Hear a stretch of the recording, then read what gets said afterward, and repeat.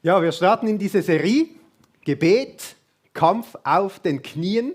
Diese Serie hat ihren Ursprung im letzten September. Wir waren da mit der Gemeindeleitung in der Retrette und haben überlegt, was ist dran für die Gemeinde.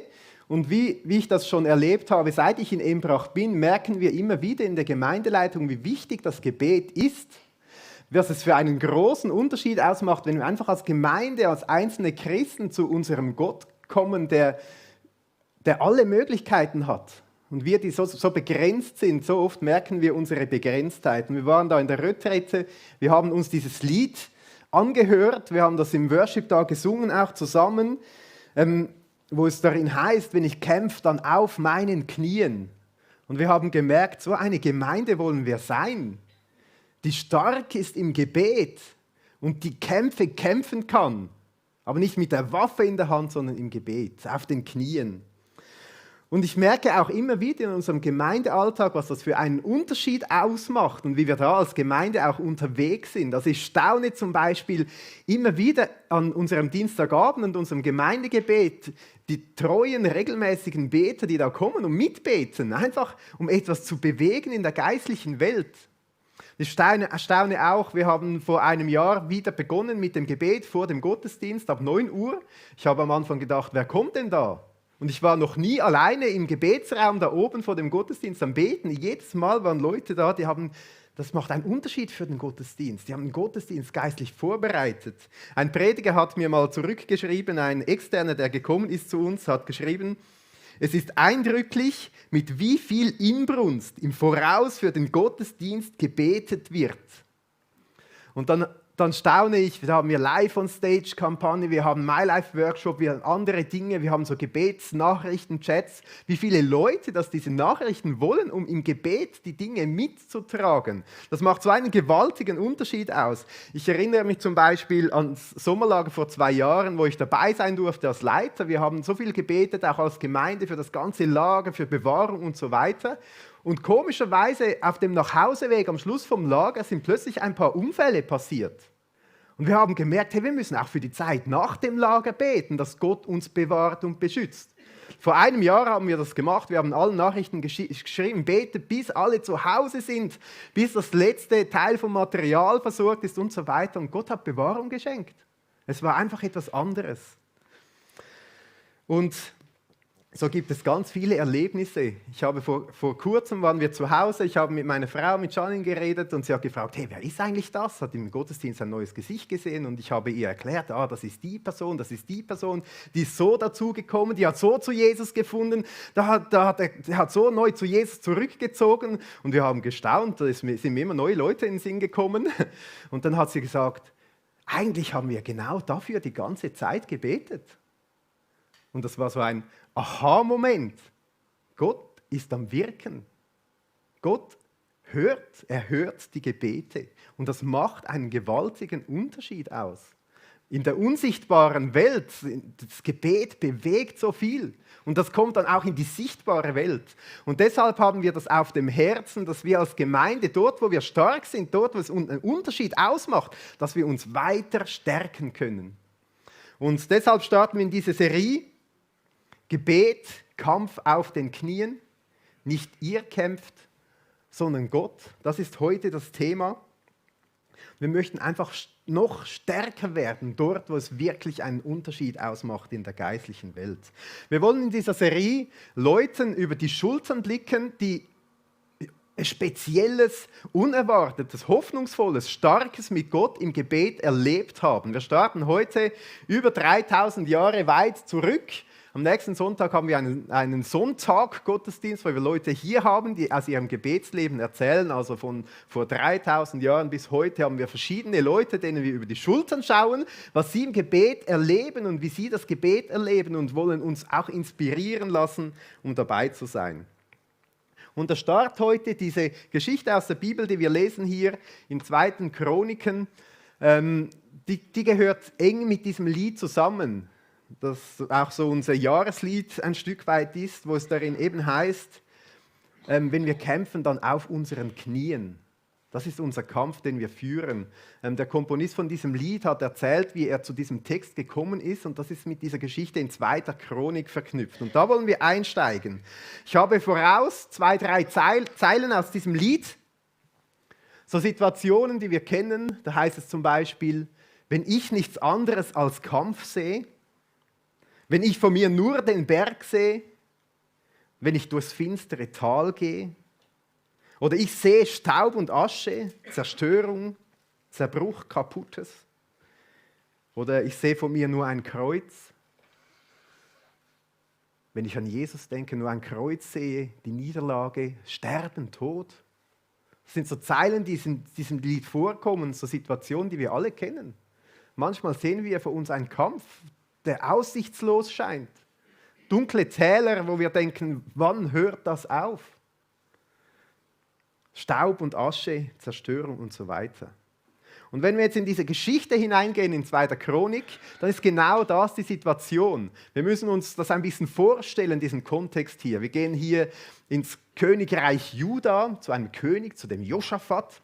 Das glorreiche Zeitalter, sage ich mal, vom Volk Israel ist vorbei.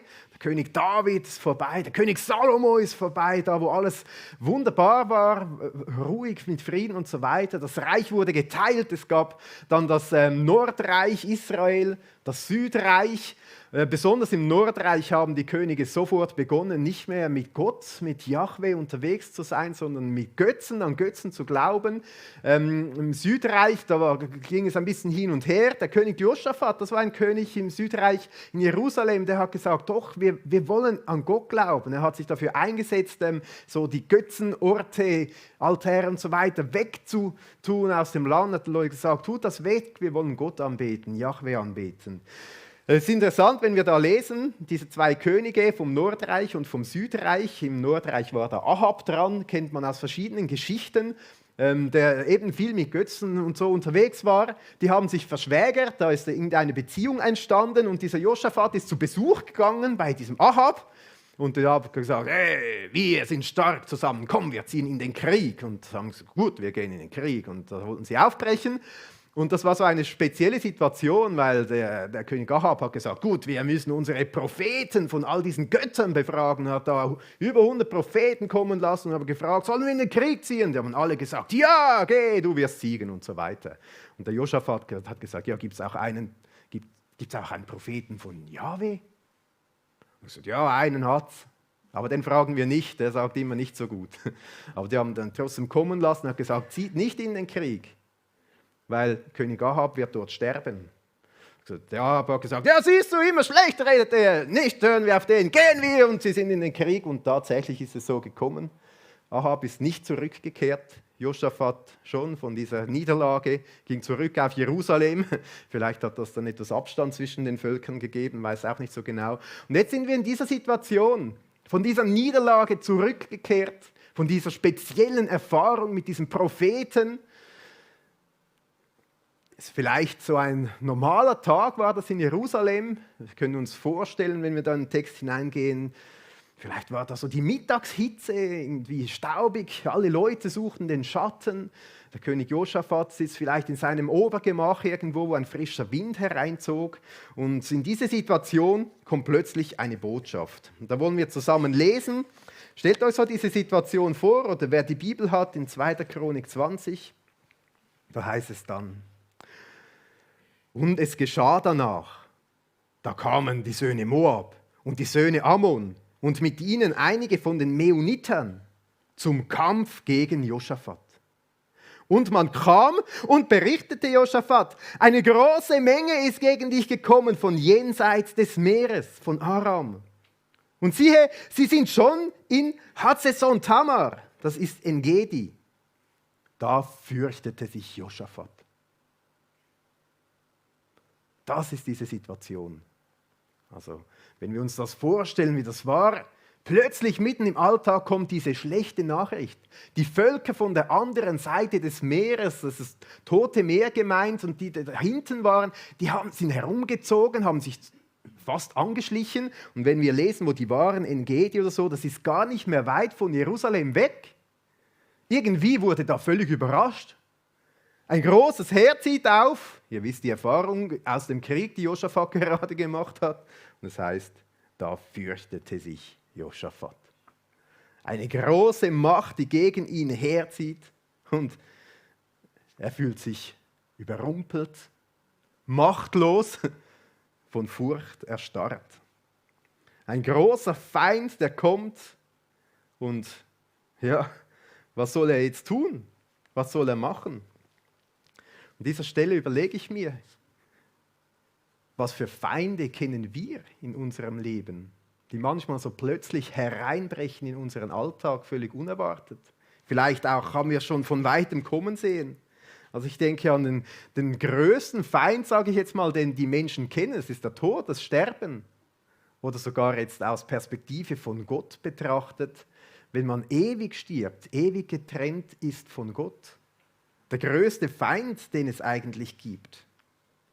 Aber es gibt auch so praktische Feinde im Alltag. Also ich würde sagen, überall dort, wo im eigenen Leben oder im näheren Umfeld etwas nicht nach Gottes gutem Plan läuft oder dagegen läuft, das sind so Feinde, die in unser Leben irgendwo angreifen. Ich meine jetzt nicht mit einem Feind, zum Beispiel wenn der Nachbar ein schöneres Auto hat, ist jetzt das der Feind, oder wenn die in die schöne Ferien gehen oder solche Dinge, sondern wirklich Sachen, wo man merkt, hier läuft etwas gegen den Plan Gottes, das können so Feinde sein.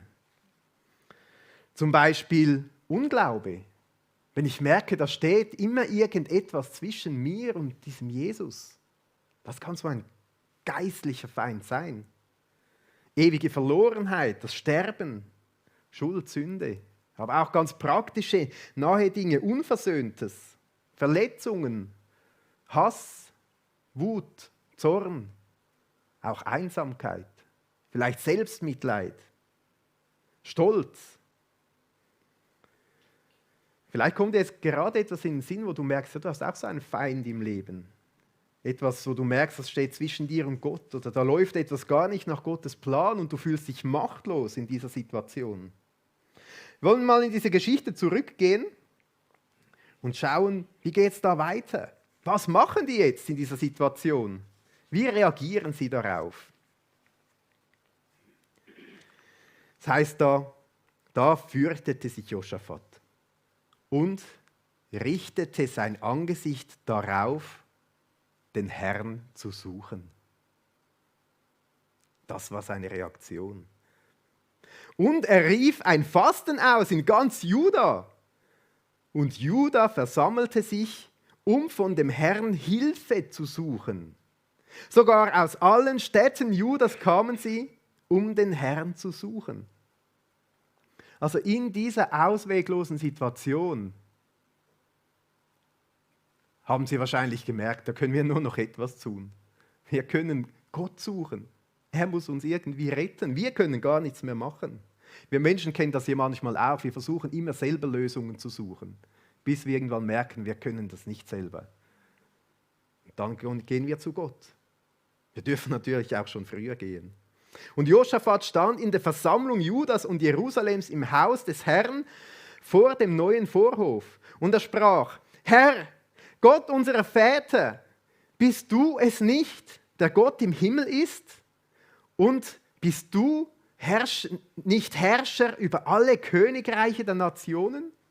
Und in deiner Hand ist Kraft und Macht und niemand kann gegen dich bestehen?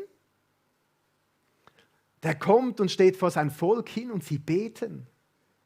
Und Josaphat ruft: Gott, du bist ja der größte Gott. Bei dir ist ja wirklich alle Macht. Sie beten weiter: Hast du, unser Gott, nicht die Bewohner dieses Landes vor deinem Volk Israel vertrieben und es deinen Nachkommen Abrahams, deines Freundes, gegeben für ewig?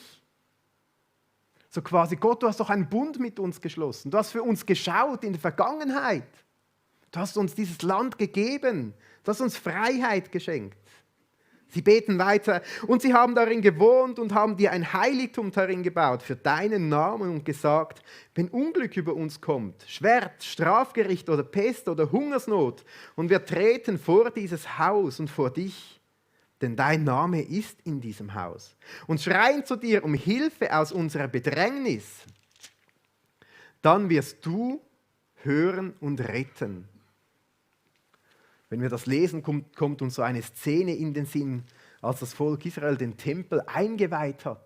Wo sie ein großes Gebet gesagt haben und so quasi, Gott, hier wollen wir immer zu dir kommen. Hier ist bei dir Rettung. Darauf berufen sie sich. Und sie beten weiter. Und nun siehe, da stehen die Söhne Ammon und Moab, die von dem Gebirge Seir. Als Israel aus dem Land Ägypten kam, hast du uns nicht erlaubt, bei ihnen einzudringen, sondern sie mussten ihnen weichen und haben sie nicht ausgerottet.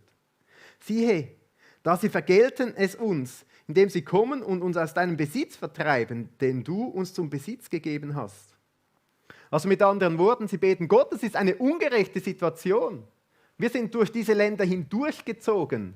Wir haben ihnen nichts angetan, im Gegenteil, wir haben ihnen bezahlt für...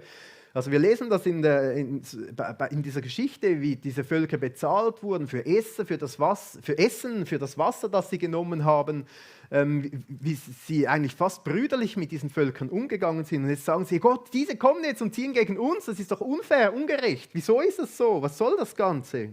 Sie klagen ihre Not. Unser Gott, willst du sie nicht richten? Denn in uns ist keine Kraft vor dieser großen Menge, die gegen uns kommt. Wir erkennen nicht, was wir tun sollen, sondern auf dich sind unsere Augen gerichtet. Und ganz Juda stand vor dem Herrn mit ihren Kindern, ihren Frauen und ihren Söhnen. Ich möchte diesen einen Vers hier hervorheben. Wir erkennen nicht, was wir tun sollen, sondern auf dich sind unsere Augen gerichtet. Wenn wir im Leben unterwegs sind und die Hunde bellen oder eine Gefahr droht und es kommt uns wie Dickicht vor, dann sehen wir vor Augen nicht mehr viel.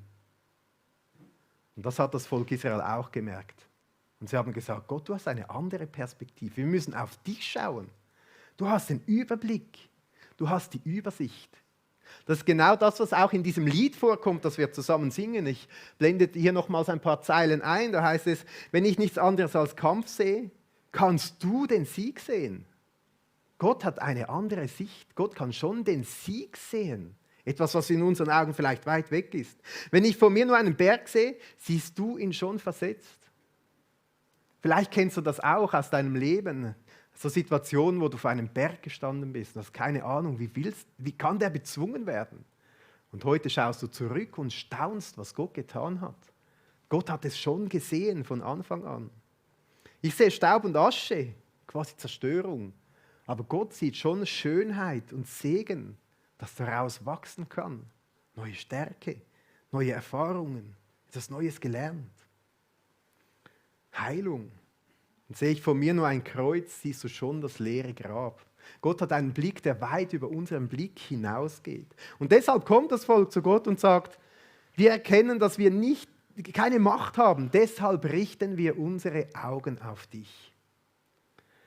Und das ist diese Ermutigung, einer von diesen Punkten heute, die ich euch mitgeben möchte. Wenn du so einen Kampf vor dir hast,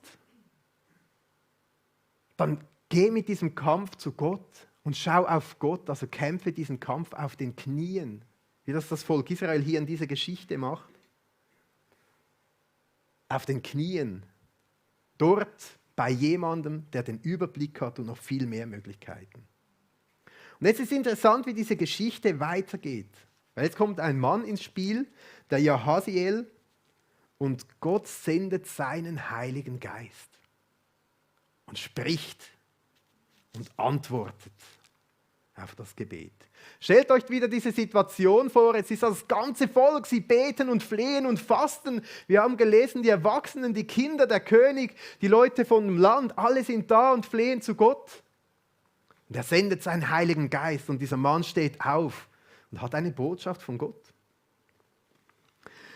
Und auf Jahasiel, den Sohn Sechajas, des Sohnes Benaias, des Sohnes Jehesiels, des Sohnes Mattanias, den Leviten von den Söhnen Asafs, auf ihn kam der Geist des Herrn mitten in der Versammlung.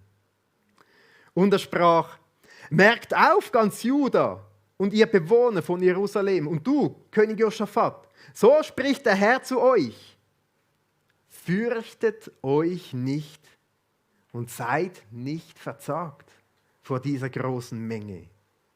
Denn der Kampf ist nicht eure Sache, sondern Gottes. Morgen zieht gegen sie hinab. Siehe, sie kommen die Anhöhe von Ziz herauf. Das ist etwa 20 Kilometer vor Jerusalem. Und ihr werdet sie am Ausgang des Tales finden, vor der Wüste Jeruel. Nicht ihr werdet dabei kämpfen müssen. Tretet hin, steht und seht die Rettung des Herrn, die er euch verschafft. Juda und Jerusalem, fürchtet euch nicht und seid nicht niedergeschlagen. Zieht ihnen morgen entgegen und der Herr wird mit euch sein. Wir lesen das jetzt und denken, boah, das ist ja schön. Ich stelle mir diese Situation vor, das ist recht spannungsvoll. Die fürchten sich vor diesem riesigen Heer, das kurz vor den Toren steht. Jetzt kommt dieser Prophet und sagt, fürchtet euch nicht. Das ist schnell gesagt, oder? Fürchtet euch nicht. Ja, okay. Dann geht dorthin, morgen. Ihr müsst gar nichts machen. Oh, die stehen schon vor dem Tor. Wir müssen gar nichts machen. Der Herr wird kämpfen. Das ist nicht unser Kampf, das ist sein Kampf. Okay, wie soll das gehen? Ich kann mir vorstellen, wie einige da viele Fragen hatten. Aber ich finde diese paar Aspekte ganz spannend. Fürchtet euch nicht. Das war zweimal in dieser Antwort von Gott drin. Fürchtet euch nicht. Ist auch interessant, wieso? Wieso sollen sie sich nicht fürchten? Es wird nicht gesagt, ja, die sind gar nicht so gefährlich oder schaut mal, die haben gar nicht, die sind jetzt schon müde von der Reise, keine Ahnung oder so. Sondern es wird gesagt, fürchtet euch nicht. Nicht, weil die Gefahr klein wird, sondern weil Gott mit euch ist. Tretet hin, steht und seht die Rettung des Herrn. Also sie werden aufgefordert, hinzugehen, fest zu stehen und zu schauen, wie Gott rettet. Dann, der Herr wird mit euch sein. Wenn wir im Alten Testament oder allgemein in der Bibel lesen, müssen wir uns immer fragen, was will uns die Bibel, was will uns dieser Abschnitt mitgeben? Was will Gott uns damit sagen? Und das sind so diese einfachen Prinzipien, die in diesem Text zu entdecken sind. Das Erste, das Volk kommt und kämpft den Kampf im Gebet. Dann das Zweite, was hier auftaucht, ist die Zusage Gottes, mutig zu sein, sich nicht zu fürchten, weil man weiß, dass man nicht alleine kämpft, sondern der Schöpfer des Universums ist hier. Das Dritte quasi, Gott antwortet mit einem Auftrag, geht hin, steht fest, aber Gott antwortet auch mit seinem Wirken, schaut die Rettung durch den Herrn. Und dann das Vierte, Gott sagt zu, ich werde mit euch sein. Und wenn wir heute auch Pfingsten haben, dann sind es genau diese Dinge, die mir in den Sinn kommen. Also das quasi fürchtet euch nicht. Komm einfach und seid mutig. Im 2. Timotheus 1,7 heißt es, denn Gott hat uns nicht einen Geist der Furchtsamkeit, oder man könnte auch sagen Mutlosigkeit oder sogar Feigheit gegeben, sondern einen Geist der Kraft und der Liebe und der Zucht. Also einen Geist, der uns mutig macht, hinzustehen und nicht zu fürchten. Gott antwortet, Gott redet. Im Johannes 16,13 sagt Jesus, wenn aber jener, der Geist der Wahrheit gekommen ist, wird er euch in die ganze Wahrheit leiten. Denn er wird nicht aus sich selbst reden, sondern was er hören wird, wird er reden und das Kommende wird er euch verkündigen. Der Heilige Geist, der antwortet, der redet mit uns, er wird uns in die Wahrheit leiten. Jesus sagt, ich bin die Wahrheit. Der Heilige Geist zeigt uns immer mehr, wer Jesus ist und wie Jesus für uns kämpft und gekämpft hat.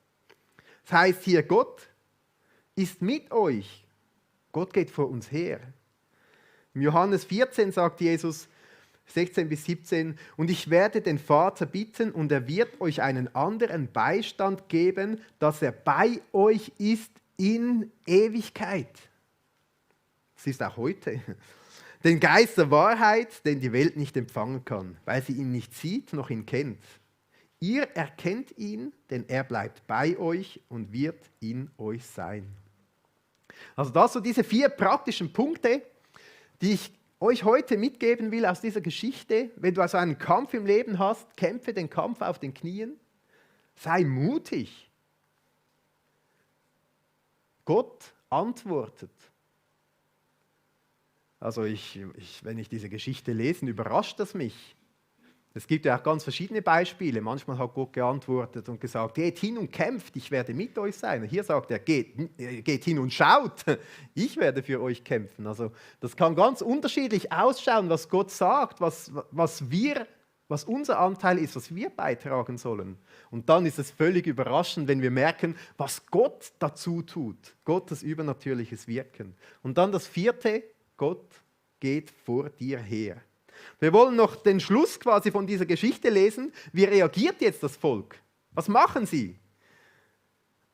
Also ich in dieser Situation hätte wahrscheinlich gedacht, ja, das klingt alles schön und gut, aber ich gehe doch nicht einfach hin und schaue mal diese Armee mir an. Das ist gefährlich. Wie hat das Volk Israel hier reagiert? Da neigte sich Josaphat mit dem Gesicht zur Erde. Und ganz Juda und die Bewohner von Jerusalem fielen nieder vor dem Herrn, um den Herrn anzubeten. Und die Leviten von den Söhnen der Kehatiter und von den Söhnen der Korachiter standen auf, um den Herrn, den Gott Israels, zu loben mit überaus lauter Stimme.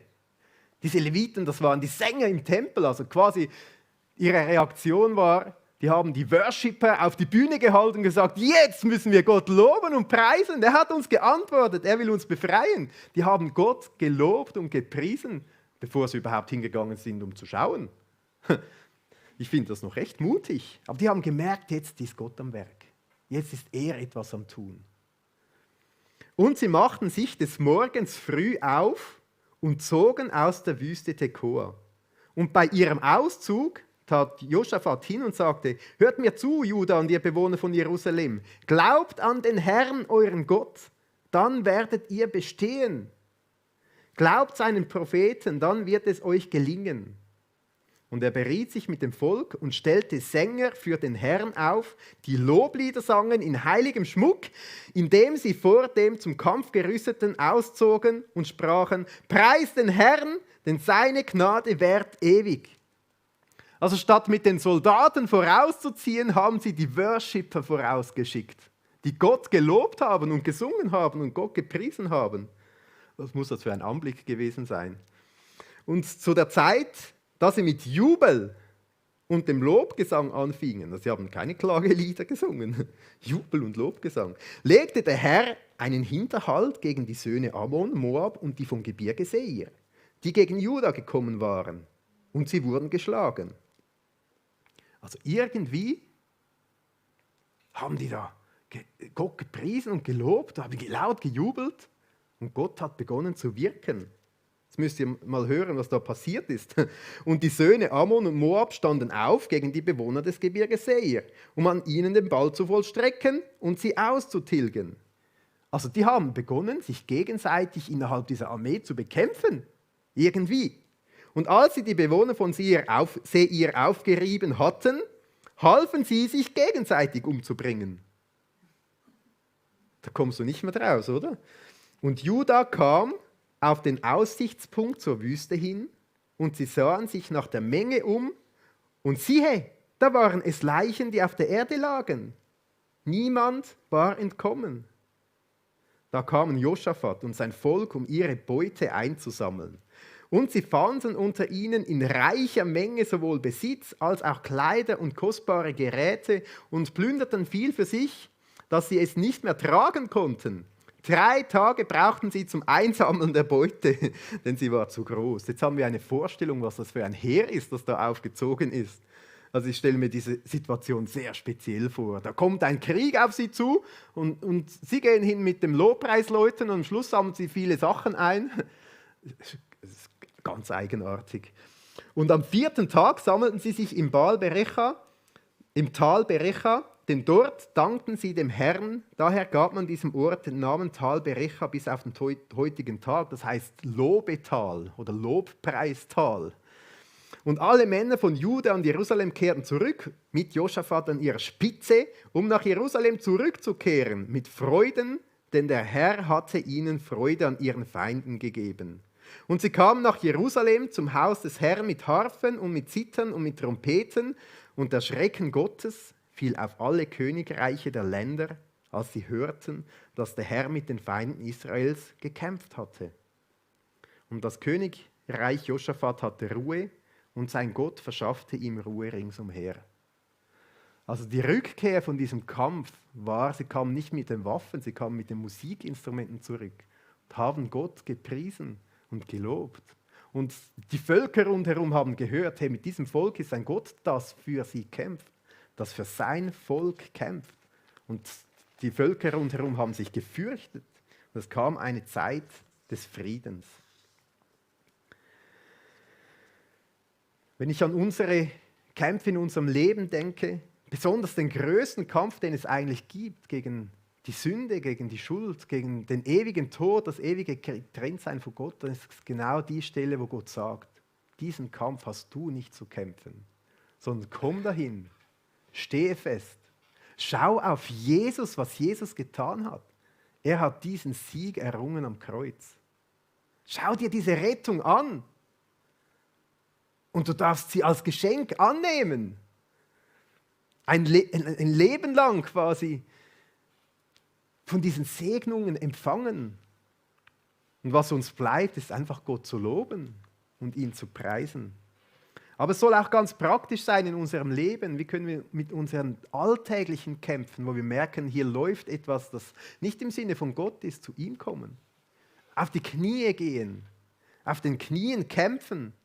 Und sagen, Gott, ich habe keine Sicht, ich habe keine Möglichkeiten, aber du schon. Mutig zu sehen, mutig zu sein, hinzustehen und zu sagen, Gott, was ist dein Auftrag und was ist dein Wirken? Und zu wissen, Gott geht vor uns her. Ich möchte euch so ein kleines Zettelchen mitgeben. 2 Leute haben sich bereit erklärt, diese kurz zu verteilen, auch mit einem Schreiber. Ich möchte euch einladen, euch zu überlegen, gibt es einen Punkt, einen Moment, wo ihr merkt, hier habe ich so einen Kampf im Leben. Nehmt mal diesen kleinen Zettel, man kann den so in der Mitte noch falten. Dann wird es so ein kleines Faltblättchen, wo vorne drauf steht Gebet, mein Gebet, Kampf auf den Knien. Und dann, wenn man das dann schaut, wenn man es gefaltet hat, so sieht das dann vorne aus. Wenn man das aufklappt, dann so sollte die Innenseite ausschauen. Es hat viel Platz zum Schreiben. Und ich möchte euch ermutigen, diesen Kampf auf den Knien bewusst mal ausprobieren mit einem Kampf, mit einer Herausforderung, mit einem Feind, wo ihr merkt, dass ihr euch dort machtlos fühlt. Vielleicht etwas, wo ihr schon lange am Beten seid und merkt, da passiert irgendwie nichts. Oder etwas, das euch jetzt gerade heute in diesem Moment in den Sinn gekommen ist. Also ich möchte euch ermutigen, euch ein Anliegen zu überlegen, so ein Feind, wo ihr merkt, da steht etwas zwischen euch und Jesus. Wir nehmen uns nachher einen Moment Zeit, auch der Stille, um Gott zu fragen, wo willst du, dass ich hinkomme in Kämpfe auf den Knien? Und das wäre dann dieser Punkt, den ihr hinschreiben könnt, wenn ihr das möchtet, bei mein Anliegen. Auf der rechten Seite steht Gottes Antwort, mein Auftrag und Gottes Wirken. Und auf der Rückseite quasi, wenn man das dann so gefaltet hat, stehen diese Punkte, kämpfe auf den Knien, sei mutig. Gott antwortet sehr oft mit einem Auftrag. Was ist unser Anteil? Und auch mit seinem Wirken, was unsere Möglichkeiten immer übersteigt. Und Gott spricht uns zu, er geht vor dir her. Du bist nicht allein auf diesem Weg. Ich will dich ermutigen, so in dieser Zeit von dieser Predigtserie bis im Juli, wenn wir von Gebetskampf sprechen, manchmal braucht es, dass wir uns Zeit nehmen, um an einem Thema dran zu sein und dran zu bleiben. Vielleicht täglich auf die Knie zu gehen und das vor Gott zu bringen. Deshalb dieses kleine Zettelchen wie als Erinnerung mitzunehmen. ich werde das am nächsten Sonntag auch nochmal sagen, aber dass wir als Gemeinde auch sagen können, wir wollen mit unseren machtlosen Umständen zu Gott kommen und den Kampf auf den Knien kämpfen. Also das ist die Idee von diesem quasi Gebet-Experience. Es hat hier auch einen QR-Code für ein paar weitere Informationen noch dazu auf der Internetseite, auch im YouTube-Livestream sollte man das finden können oder auf unserer FEG-Seite. Und überlege dir, gibt es einen Feind, einen Kampf, eine Herausforderung, wo du merkst, hier braucht es eine Veränderung. Hier will Gott etwas verändern. Dann darfst du das aufschreiben. Wir wollen uns einen kurzen Moment der Stille nehmen, wo du auch in dich gehen kannst, Gott fragen kannst, was ist dran? Und wenn dir so etwas in den Sinn kommt, dann darfst du das aufschreiben. Du kannst das natürlich auch mitnehmen. Du kannst das damit machen, was du willst. Aber wenn du so etwas hast, dann lass uns in ein Gebet hineingehen.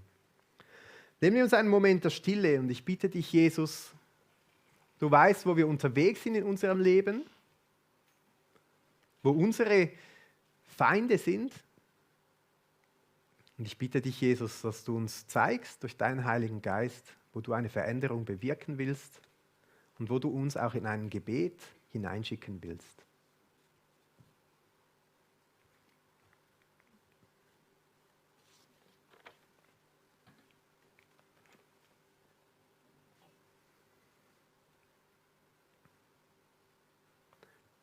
Vielleicht in diesem Moment der Stille kommt dir etwas in den Sinn, dann schreib es doch auf.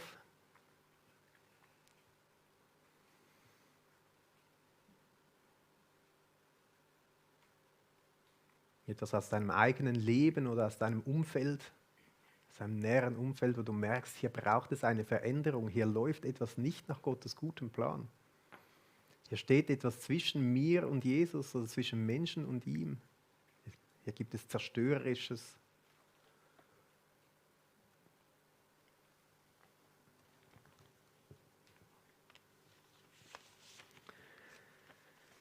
Ich will dich ermutigen, dieses Anliegen mitzunehmen in dieser Zeit von dieser Serie und im Gebet auf den Knien vor Gott zu bringen. Vielleicht merkst du plötzlich, wie er dir antwortet und dir etwas aufzeigen will. Dann gibt es ja diesen Platz hier, Gottes Antwort, mein Auftrag, Gottes Wirken. Dann kannst du das dort dazu schreiben. Oft ist es so, dass wir ins Gebet gehen und beten und manchmal das Gefühl haben, ja, hört das Gott überhaupt? Und wir sind schon lange dran, aber plötzlich beginnt Gott zu sprechen. So wie in dieser Geschichte. Er zeigt etwas auf, er gibt einen Hinweis, er führt Menschen zu uns. Wir haben auch heute die Möglichkeit von der Ministry Time, 2 Leute sind hier zum Beten. Man darf immer mit jedem Anliegen oder einfach mit einem Segenswunsch in die Ministry Time gehen. Heute darfst du natürlich auch ganz bewusst mit deinem Anliegen, das du vielleicht gerade aufgeschrieben hast, zu ihnen gehen, zu sagen, ich will nicht nur alleine dafür beten. Nutze ich gleich die Möglichkeit, dass jemand mit mir betet. Das wäre so eine Möglichkeit für die Ministry Time.